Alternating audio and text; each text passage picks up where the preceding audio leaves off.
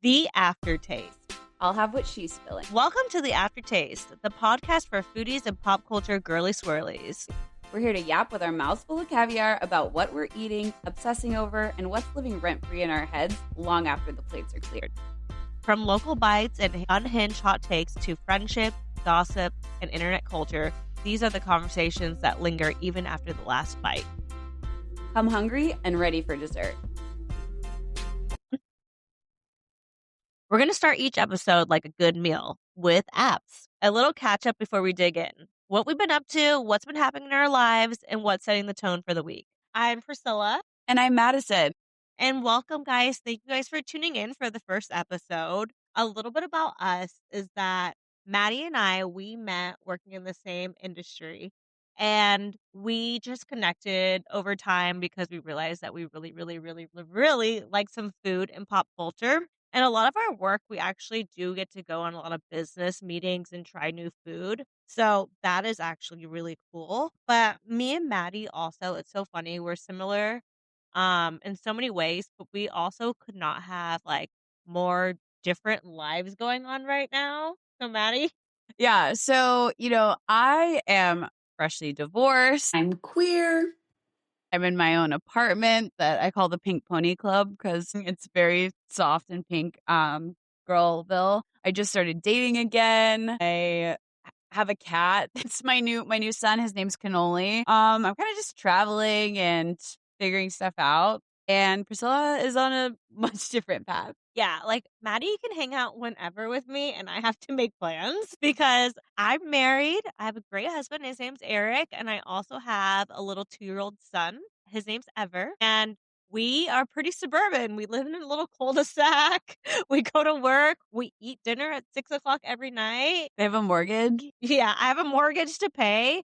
But let me tell you, when we tuck the baby in at 8, I am getting my doom scrolling in. I am reading my book.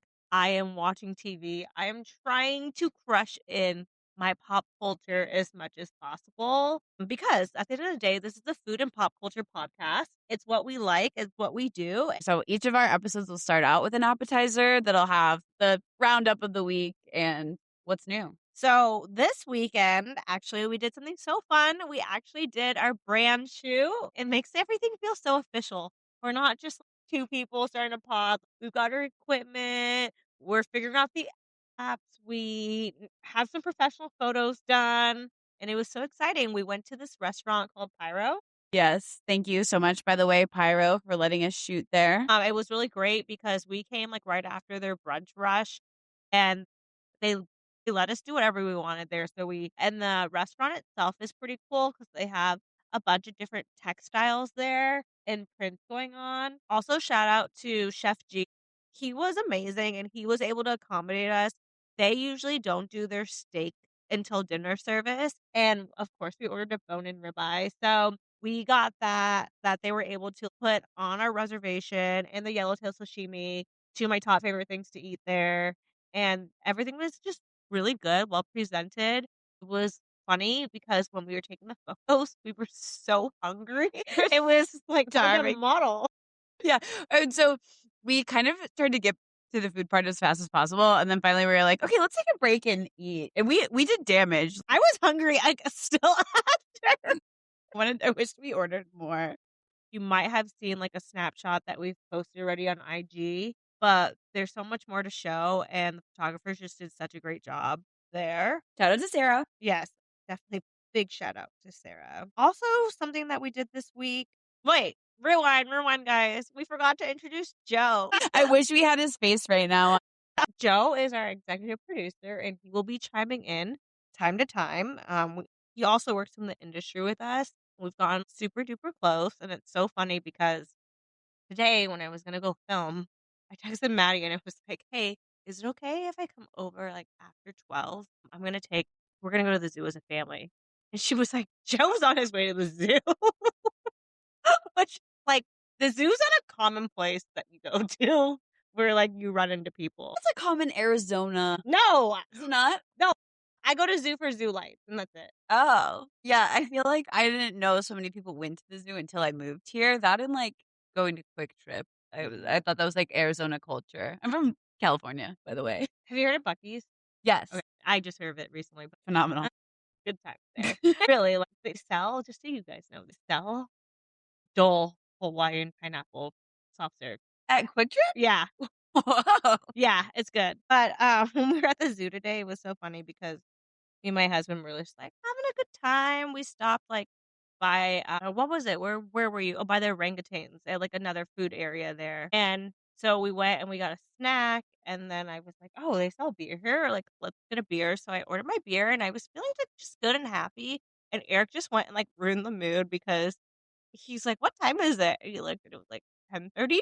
It was like I did not realize I was eating a breakfast beer, like, at the zoo with everybody, so I didn't even finish my beer because I was, like, so embarrassed to be drinking it out in public. Sunday, that's like brunch.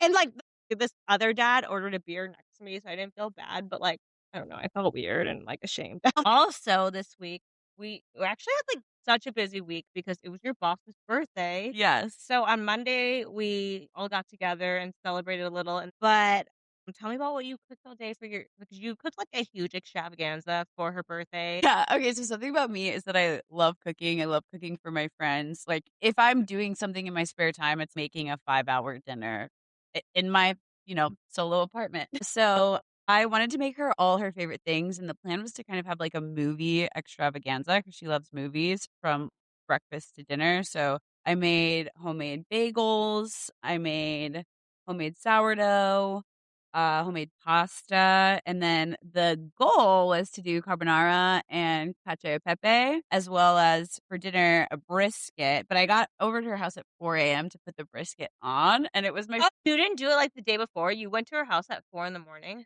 well, so I dry brined it and trimmed it like over 24 hours before. But yeah, I set it, I put it on the smoker. Well, I guess I'm not shocked because we have a smoker and my husband will wake up at, like, 3 in the morning and do something to the meat. I don't know what he's doing to the meat, but, like and then he'll, like, get back into bed. He hasn't cooked brisket in a while, but anyway, sorry, keep going on.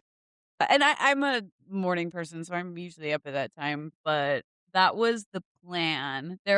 Things didn't all work out the best. For example, for my first brisket, the flavor was good, but it was definitely dry, which I'm not a fan of dry, overcooked meat. We both are very much not. And then the biggest scandal of the day was the part of why it probably even was dry was that the smoker kept malfunctioning. And so I had to keep going out to, like, fix it, and I was cooking the guanciale for the carbonara, Guanciale gate.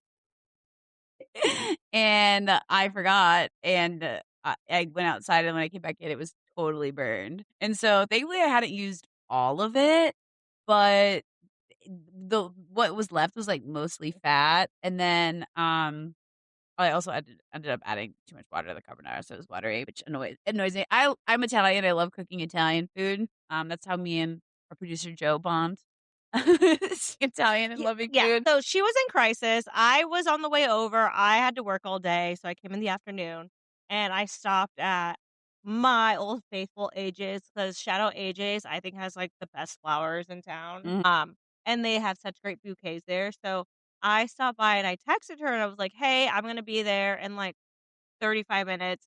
Do you need me to get something from the grocery?" And I got a text back that said, "No, thank you, so good." That was, like, literally right before she cooked the guanciale. And then I texted her again and I was like, "Hey, does so and so like a particular flower or does she just like pretty flowers?" No response, which it was fine. I figured it out. I got a beautiful, great bouquet there. And I got into the house, and I saw that, like, Joe and Maddie were, like, in the back, but, like, for some reason, through the glass doors and everything, the tension was palpable, and I was like, "They didn't say hi to me." I think no, maybe I didn't even say hi to you guys yet. I was just sitting there, and I had a glass of champagne, and I was like, "Is everything okay out there?" And they're like, "No, like, one cherry, like, burned." And I was like, "I texted her, and I asked if she needed anything." They're like, "It's a whole thing." And so, like and then it was funny because, like, the next day she texted me, she's like, "Oh my god, I'm so sorry I didn't respond to your text." And I was like, "Girl, you're in crisis. It's fine."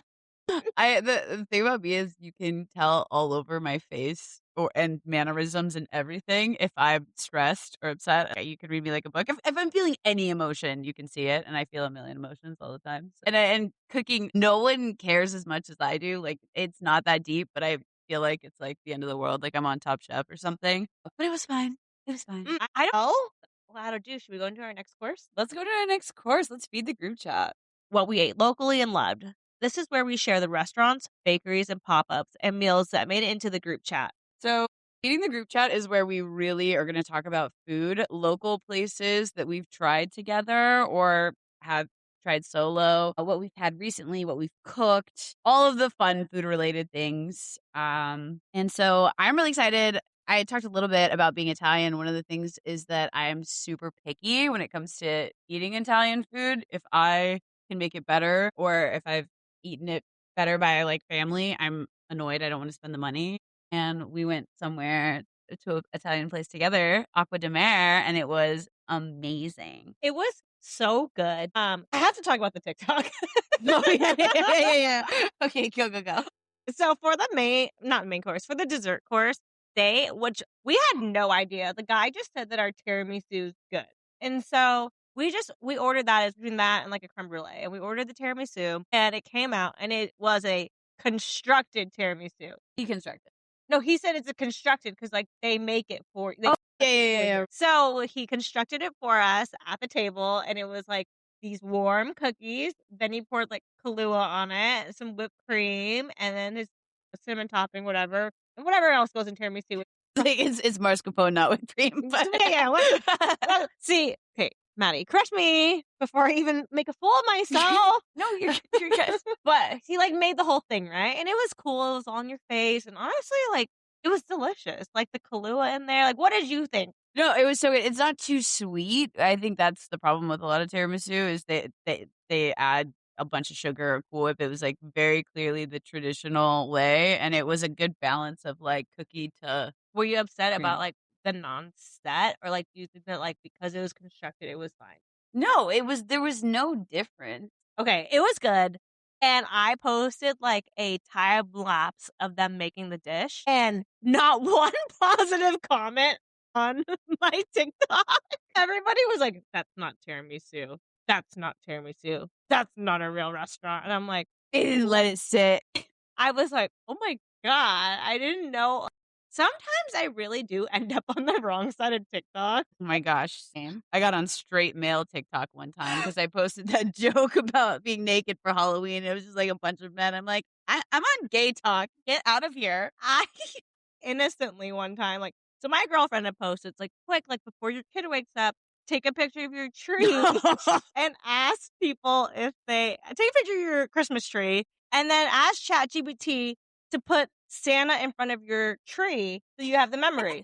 And like, it's the morning already for me. So I run in my tree, I take a picture, and then I ask Santa to do it. And honestly, like Santa looked sick. Like he was in front of my tree, posted on TikTok. Oh my god. The environmentalists came after me. She almost got canceled. Listen, we can have a whole conversations about AI and stuff, but it was just It was Christmas Day, guys, Christmas Day, and people were like, "I can't believe you would ruin the world for a silly picture of Santa." there was not a single positive. I was like, and I commented back, I was like, "All right, somebody doesn't have the Christmas spirit, and it shows." And then and they went at me. Yeah, needless to say, sometimes I end up on the wrong side of TikTok, and I really hope that I get more fun people who back me. Also in the picture, like, because it was the morning I did it, like, the sun was still rising, and people are so analytical. They're like, "It's not even dark out. Your picture sucks." You didn't even waste enough water to get the picture you wanted. Yeah, like, Santa's not fat enough. Or, like, actually thinking about Santa, like, when you so, after we went to the 40th birthday event, her boss actually had a party at the end of the week, and it was such a fun theme. It was sinners and saints. Maddie, what were you wearing? I was Jesus Christ. But I didn't order my beard and I thought I did, and that seemed like a really essential part of the costume. So I took one of my halo hair extensions and reversed it and used it as a beard. It looked great, honestly. When we were driving over there, I told Eric, I was like, Maddie, like, can't find a beard, and, like, they closed down, like, Party City, everything in town, so it is really hard to find Christmas like, not Christmas, Halloween stuff now, and so he was like, "She could've just got cotton balls and hot glue gunned it," and I was like, "What?" And I was like, "And then she'd have to spray paint it, though," and he was like, "No, Jesus Christ has a white beard," and I was like, "No, he doesn't," and he's like, "My bad, I'm thinking about Santa Claus." This is his birthday. No, he was really close, I will give him that.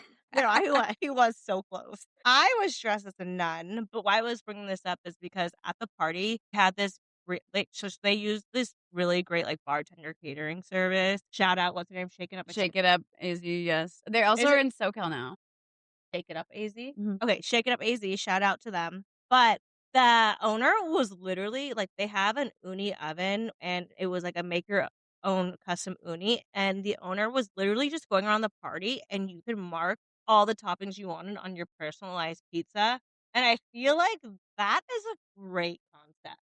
Like, you don't even have to go up to order. Somebody's going up to you and asking for your food order. Love that. I think we need more of that. Our next course is wine and dine. On to the wine list. Every week we pick a topic and air our grievances, from dining etiquette to our ordering habits to trends that we needed to be retired. This is our space to complain lovingly, debate passionately, and absolutely judge. Just a little. Pretty much where we kind of bitch a little bit. Mostly fun and food-related topics or hosting, but sometimes we might go off menu. Yeah, and I guess, like, on par, like, this is why I said we were gonna bring back the party, because I kinda like wine and dine about party etiquette and, like, costume party etiquette, because I feel like things shift as you get older. I feel like if you're I don't know, what do you say the cutoff is? I feel like when you're, like, under 26, like, the year you get off your parents' insurance, the rules change a little. I think that's and, like, when your prefrontal cortex should be pretty close. Yeah, because when you're young and you get invited to a party, like, you're known that, like, people are gonna half-ass it or anything like that, or they're gonna come late at the free-for-all because we, back in the day, didn't even pregame until, like, 9 o'clock at night, things like that.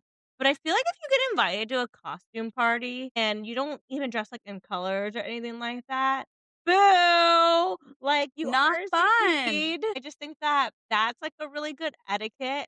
Also think that, and by the way, this is kind of nothing to do with the guests that came this weekend. It was just something that I thought would be a fun topic to discuss. But I also think that if you're over 26 now and you're going to a party, like, these are your friends now. This isn't like a house party anymore or anything like that. So I think that the leeway to show up late is like an hour, because we're starting closer on time, but we're also ending a lot earlier. We're not going till 3 a.m. So it's like if you're getting invited to, like, a party that starts at, like, let's say, like, 6 o'clock. It's like, okay, I'll give them at least, like, 7:30. But, Mhm. like, don't show up at, like, 8 o'clock or anything. Like, you've already missed the peak time of the party. Some people have already left. 100%. And also, on the topic of RSVPs and stuff, like, if you're RSVPing, especially for, like, an Evite, a paid service, you better keep that up to date or at least send a text. No call, no showing. That's Yeah. wild. If there's no food, okay. Also, like, let's talk about timing. So, like, if your event's, like, 5 to 7:30, I expect a little bit of food. Absolutely. But if your event is, like, later, then, like, small bites is okay. But, like, as a warning, like, if you're gonna go to any evening party, I really recommend having, like, a mini appetizer at home. Absolutely. Because 1, this is why I recommend this. 1, you're gonna get hammered.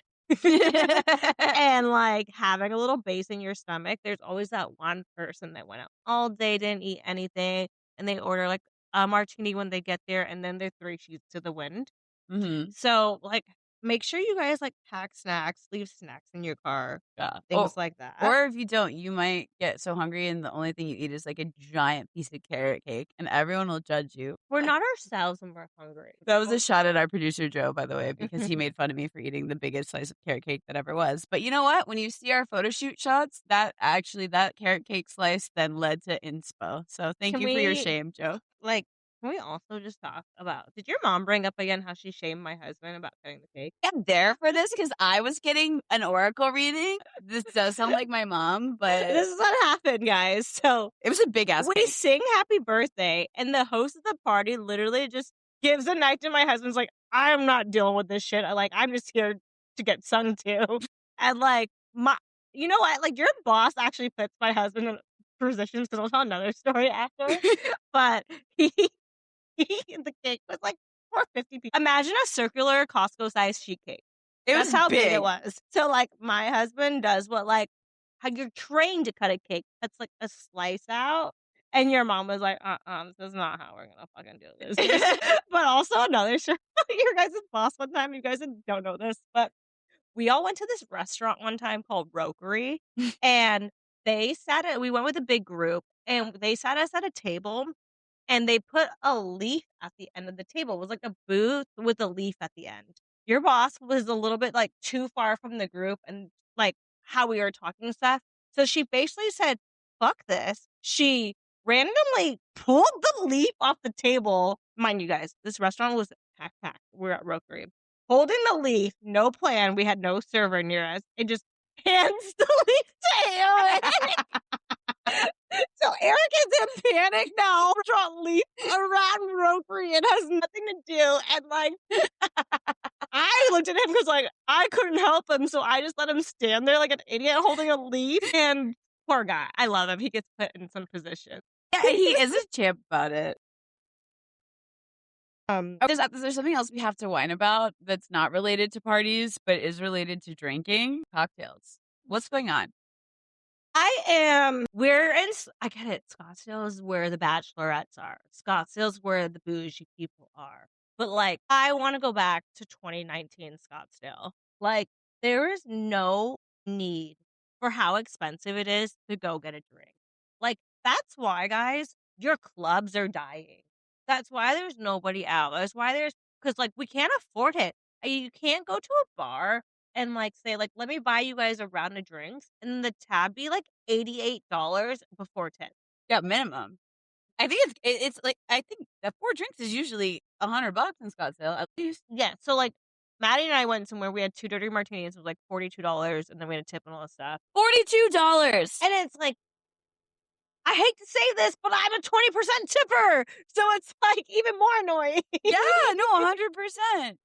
I did talk to someone recently that operates by the logic that a drink, no matter what, is a $1 tip. Okay, there's differences. I feel so I was a bartender, and how I felt, okay, if you are at your bar time, not restaurant service time, because when I worked, it was a restaurant that transitioned to a dive bar vibe at night. We stopped serving food. And if you're coming up and you're having drinks and you're like, "I'm gonna buy a round of drinks," I don't mind. I know a dollar is kind of low, but I don't mind if they're not giving 20%. So let's just say you bought 4 drinks and it's $40. I don't care if you're walking away and you're like, "Here's $5 cash." That doesn't bother me. Or but if you are somebody that leaves your tap open all night, then I feel my subconscious expects a 20%. Mhm. Because then you've got a formulated, I don't know, it's just a subconscious thing that my brain goes to. Honestly, as someone who can't do math, I am I am beholden to the tipping on everything thing. Anytime there's an iPad in front of me, if it's a coffee, if it's a to-go order, if it's a bar, anything, I'm just like, okay, 20%. Okay, 20%. I'm probably overpaying so many people, but I just can't do it. I'm too anxious. I had somebody that I knew in college. Okay, first of all, dollar is a minimum, guys, just so you know.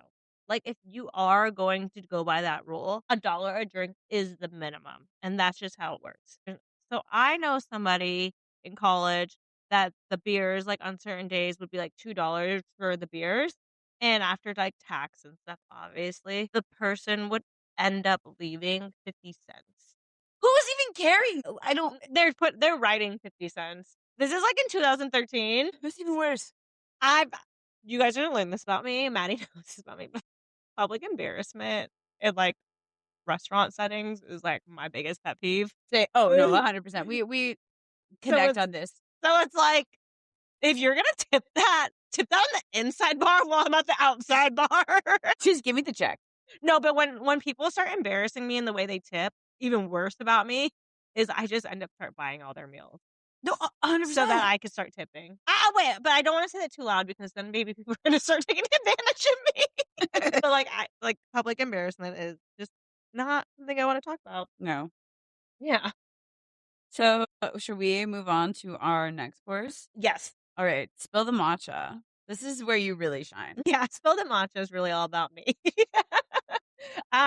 Spill the Matcha is just really the gossip portion of our podcast. It's where we discuss pop culture and all the fun things going out in the world and TV and what everyone's talking about. Internet drama, books, shows, and whatever's living rent free in our heads that week. Consider this dessert served with commentary. My topic today is going to be about another podcaster because Call Her Daddy had Sarah J. Mass on it. And I know Maddie didn't listen, but I did give her some spark notes. Well, first of all, what in the series have you read? I've only read Akatar. But you read all of Avatar. Yeah. Okay. I don't necessarily know if you really have to read Tog before. So the order that I read it is Crescent Akatar, Crescent City, then Tog. There's elements of Tog that fall through, but you don't fucking know with how her brain's working and how it's been 5 years since her last book. So you just kind of have to burn through it anyways. But we got the great news. She's releasing 2 books, one on October 27th and the other on January 10th. And what she basically said was that the books were so big and long that publishing isn't able to bind a book thick enough. So she's just releasing 2 fatty books 2 months apart. And I just think that that's the best Christmas news that I can receive. I feel like more authors should do that. And I'm taking PTO off. Love that so Well, much. it's I just think it's all my PTO is for family stuff. I want to do something for myself. Maybe and TikTok ruins everything and they spoil everything for you. So probably just on October 22nd. Yeah, I'm a anti Pri and I are very similar, and when we get obsessed with something, we do not want any spoilers, and then after we complete it, we will go down different Reddit threads, we will look at the TikToks, we will compare notes. Yes, the one thing, if you guys are getting into reading, if you're reading a series, wait till you finish the first book and look up that book only if you want to see how people look because they will spoil it for you. But then also they animate some amazing characters for you. It's I don't so know cool. what I did before that. Like there's nobody as hot as what they make Zayden and all that stuff. But I'm excited. There's so many questions I wish she asked about she didn't flat out say, "Is Rhysand Valg?" or all that stuff. Actually, I don't even know what the fuck that means. But I felt like it was Call Her Daddy's best interview. She really opened up, about, pregnancy and how much she, didn't like it, and I feel like people don't talk about that enough. She also, previously had, an eating disorder, so she was upset because they told her that she could only gain, X amount of weight, all this stuff, and it's just good to see, perspective from people to say that, things aren't joyous moments are not always joyous for other people, and, we need to Mhm. remember that. Okay, so bravo. This is what I'm gonna do my quick update. Summer House. This is Sierra's best season, and this is Kyle's worst season. I do know a little bit about that. Kyle is such a quintessential Cancer. That man can cry so easily, and he is just digging his grave. And, it's so Doug that even on the last episode, he was like, "Oh my god, watching this watching Amanda be funny and, seeing her so hilarious at the Renaissance things makes me remember all the things that, I do love about her, that she is a funny person." And it's like, "What?" And then the clip that they show is, Amanda crawling on the ground like a bird. And I'm like, "Yeah, you do miss her, and you do." Like, "What?" And Sierra's just so great at being vulnerable and, really, really good at saying her feelings. She was upset because Jesse asked Wes if, they can make out, but, if it would be a joking. And she was just like, "You guys, I'm traditional. I'm upset that, you even, treat me in my own terms, piece of meat basically, and I'm not an object. If you want to ask me on a date, that feels different, but, just to make out with me for fun, I'm better than that." I thought, you knew I was better than that. So, I think it's her best season, and she's going out more. Yay! Yeah, she's so hot. And then lastly, I just wanna say that, the only below deck that I'm watching right now is Captain Jason's because they have an all-star cast. They have Joao, they have Chef Ben, they have Daisy. And I was nervous if Daisy can run like a big boat because she's only worked on like these little yachts and she's crushing it. And Ben is making the best food that like we've seen out of like all the chefs, but he's a fucking mess still. And he's awful. And so like it is great TV. The Housewives of Salt Lake City were on like episodes 1, 2, and 3. And I think they have the all-star cast. We'll be right back after this amuse bouche. This episode of the Aftertaste podcast is brought to you by Amara and Associates. Accidents happen when you least expect them, and when they do, you deserve someone in your corner. If you or even your pet has been injured in an accident, Amara and Associates is here to help. Their team focuses on personal injury cases and understands how overwhelming medical bills, insurance companies, and recovery can be. They work to make sure you get the support and compensation you deserve so you can focus on what matters most, getting better. If an accident has turned your life upside down, reach out to Amara and Associates today and see how they can help you move forward. You can give them a call at 623-471-8881. That's 623-471-8881. Okay, so I was pretty late to the game, but we need to talk about Heated Rivalry. I'm so happy that I made you watch it. I was getting like really disappointed in you for being a little bit slow to the game. I know. Okay, I'm actually notorious for this is that I usually when I get into a TV show, I have to sit and binge it entirely. And so then I push it off because I have all these other things to do because I want to really watch it. I don't want to like be multitasking. And I was really excited about this one. Then I watched the first episode with my mom, so I do think that Yeah, and I did send you like the bookmark of places to fast forward to with your watch with your parents, but honestly, you just need to watch it alone. yeah, don't watch it with your Yeah. parents. I was like, "Oh no, it's fine, we're like grown." No, I had a really tough go too because the first 2 episodes, Eric was in the room and he was hanging up his clothes. He was like, "What is this?" And I was like, "It's more than gay sex, okay? It's just more than gay sex." And I don't know, it's hard to like the first 2, it is hard to be like, "Is it more than gay sex?" Yeah. I had a lot of friends that complained about the writing. I had another friend who said that it wasn't enough. Okay, well, wait, first off, let's just get into like, what was your favorite episode? Episode 5, my goodness, the way I was sitting right here, and then I slowly stood up like I was watching someone about to finish a race. I was all scrunched up, my hands at my face. I had started crying, and then I cheered and clapped. I don't know if I've ever, like, clapped so much and been so giddy, like, I don't know, so, like, my heart stopped, my breath stopped. I didn't have anyone to grab onto, so I just, like, grabbed on my pillow, was like, "Is he gonna do it? Is he gonna do it?" So and just, like, that scene where he's like, "I'm coming to the cottage."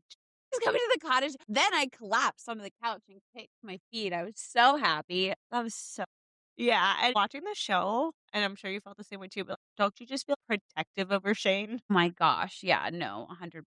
Okay, I did you like episode 6 more than 3 or 3 more than 6? 6 more than 3 because in 6, that's is 6 where his dad die?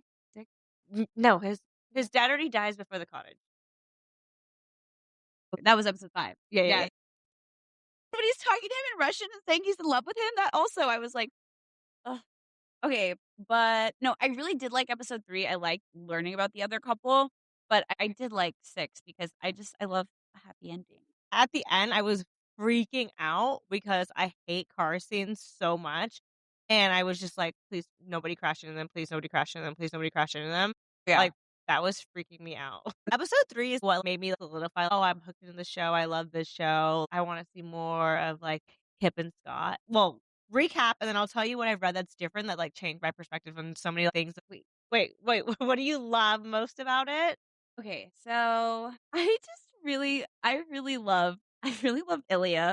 Love this Russian hard ass bisexual representation as well. I was worried that I would think it was a cliche coming out story, but the thing is, coming out is so important and queer people have to come out over and over all the time. We had a moment where we felt like politics were shifting to be more accepting, and then we've had such a big regression. So I think telling queer stories, especially with masculinity, is so important now. So I just love queer love, and I do definitely like the athlete aspect and just the softness. Yeah.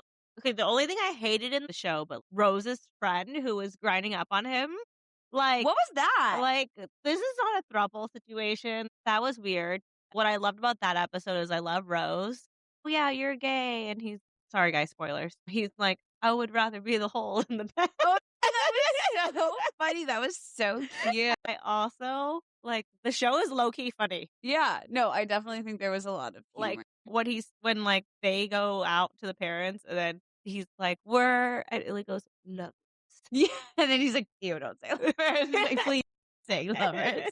I do I I did kind of wish that he came out without the, like, ad, uh, touching them. I do feel like that is a little cliche. Mm. But you knew when they were, like, up there. So, I don't know if you know this, but Ilya had 37 days to learn Russian. No!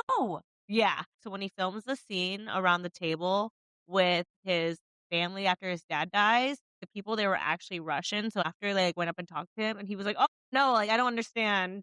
And she thought he was Russian. He was so convincing to me.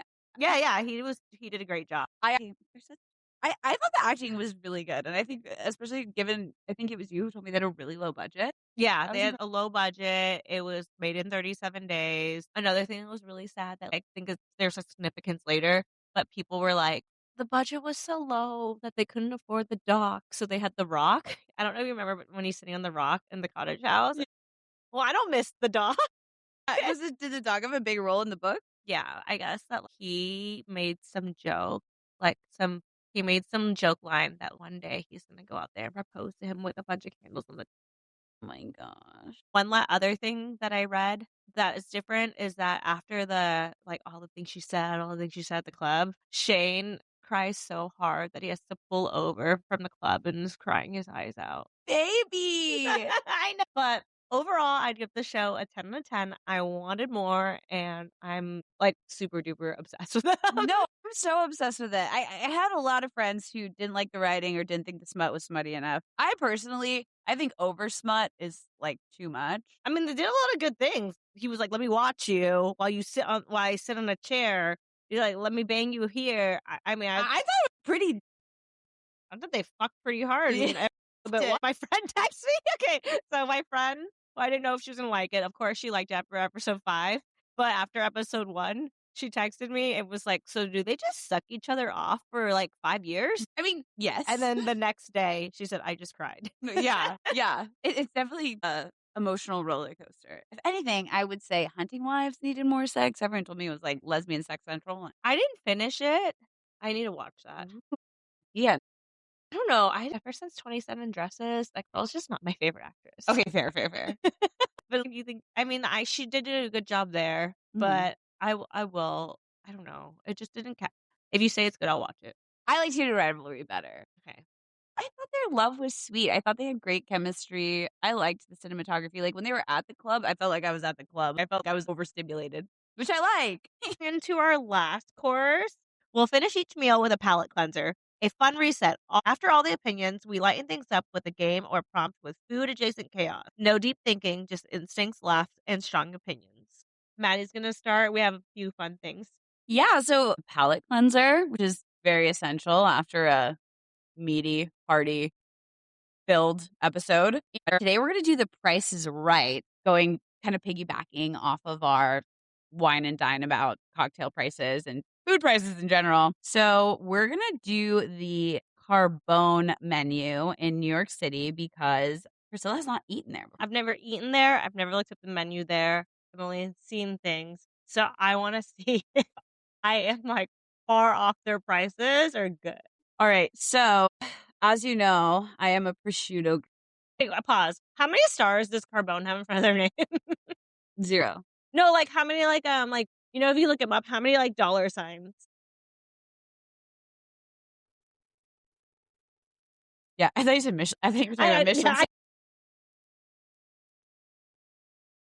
Yeah, Okay, so yeah, we're gonna start with the antipasti, prosciutto mozzarella. ooh, okay. And just like prosciutto and mozzarella. Is there bread on there? We're in New York. This is why this game's fun because I don't fucking know anything. 19. 35. Yeah. Okay. Okay. Okay. All right, we're gonna do their Caesar salad, which is the Caesar alla Zis.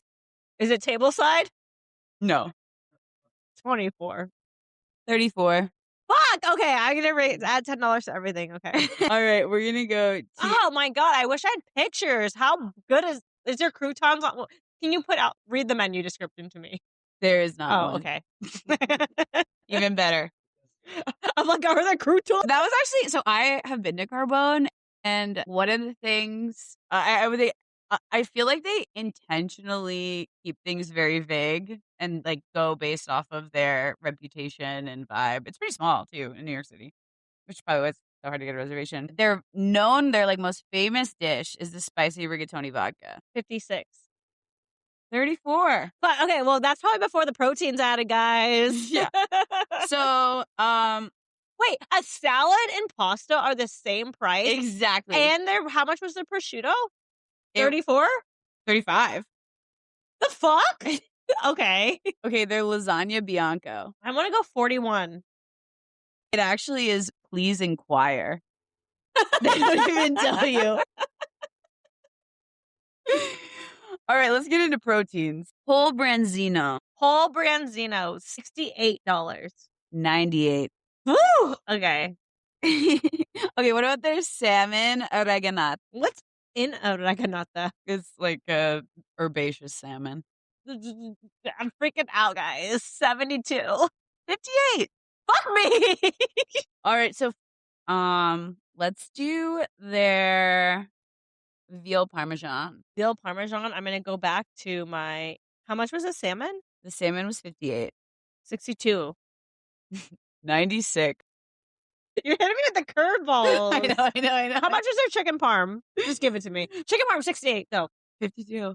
What the? Whoever made their menu was not consistent with how my brain works. Okay, wait, what about the ribeye, Diana? Oh, $128. 57.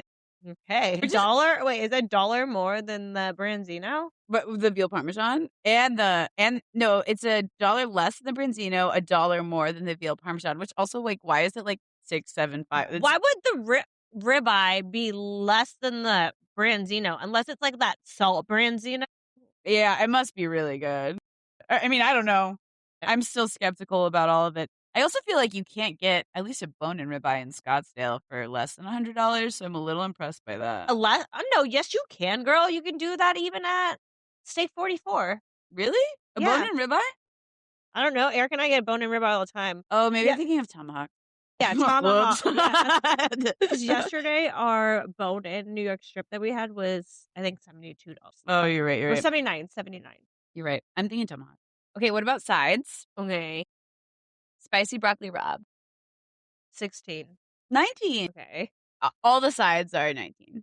All right, and let's go to cocktails. Espresso martini. Ooh, in New York, 27. 24. But why were our dirty martinis in Scottsdale Carbone espresso martini prices? 24. Okay. In New York, one time I went to dinner I went to lunch and like they bought this expensive lunch and there was 3 of us. So then after lunch, I was like, oh, I'll buy us a round of drinks. So at that time I was going through an Irish coffee phase. And so I bought us 3 Irish coffees and my bill was $75. My God.